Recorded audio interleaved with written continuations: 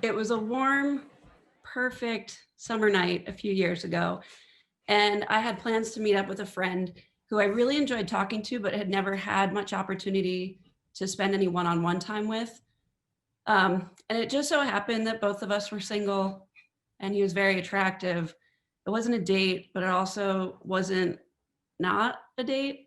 So we planned to meet up at the Cantina, which is this space that has a shared outdoor courtyard that runs the length of a city block in downtown York to enjoy the nice weather.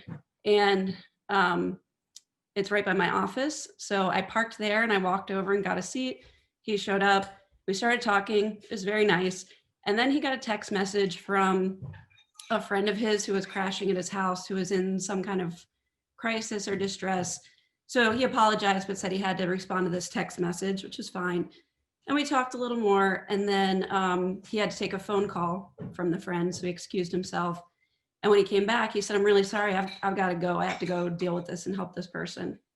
And, I couldn't be mad about that, certainly, but I was disappointed. So he left. I sat there a little while longer and finished my drink. And then I kind of wandered over to the office and sat down at the computer and started answering emails. And at some point I thought, it is a perfect warm summer night. And you are sitting here at 10 p.m. at your office working because you're sad that someone has ditched you. You need to call it and go home. So I did. I went home.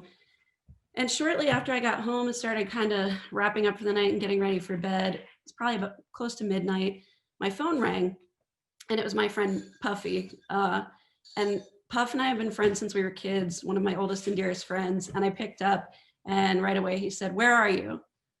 And I said, I'm at home. And he said, good, stay there. I'll be right over. And he hung up. And then a few minutes after that, I heard a blaring car horn in the driveway. It's midnight at this point. So I run out of the house, waving my arms and kind of like whisper yelling, like, I have neighbors. And he and his husband are in the car yelling, get in the car. And I said, no. And they said, we're going to your parents' house to get in the pool. And Puffy said, your mom told me I can come over anytime I want. I'm welcome whenever. And I thought, I'm not sure that 1 a.m.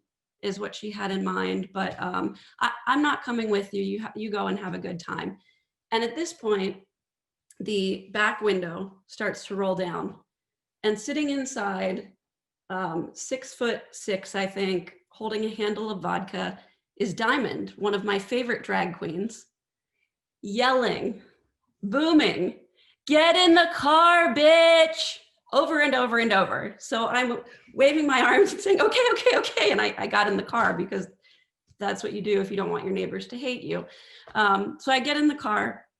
Puffy's husband cranks up the music as he's backing out of the driveway and speeding down my quiet residential street. And he leans over and yells over the music, we just have to stop and pick up the wigs.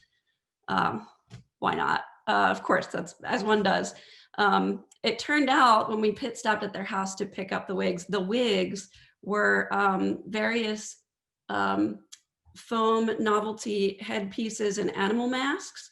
There was a big foam bouffant, blonde bouffant with a flip. There was a sloth. There was a unicorn, of course.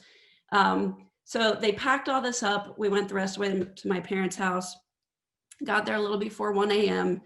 And the gays very efficiently got all of this equipment out of the car, tiptoed around the back and through the gate. They were very quiet as they stripped down out of every last stitch of clothing they had on. And then all hell broke loose.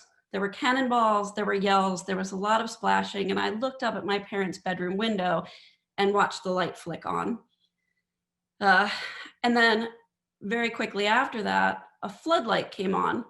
And I've been around this house enough times when other people sort of broke in and tried to use the pool. Usually it's teenagers, not grown-ass men. And usually when the floodlight goes on, everybody scatters. But I found out later that my mom had tiptoed downstairs to throw the floodlight and then called up to my dad and said, what are they doing? And he said, nothing. They're not even reacting. And she said, well, can you tell who it is? And he said, no, but they have really big heads. And she didn't know what the hell that meant. So she just decided she was going to confront the intruders in the backyard at this point. So as she comes to the back door, I'm there waving my arms. No, no, no, it's okay. It's just Puffy and Rick and Diamond. And she went from being agitated instantly to being elated, and yelled up to my dad, it's just Puffy. And my dad said, oh, and went back to sleep. And she came out and greeted the guys as they took off the wigs and the masks. And I started that perfect warm summer night getting abruptly ditched in a bar. And I ended the night getting a naked foot rub in a pool from 3 very attractive men. So I count the evening as a win.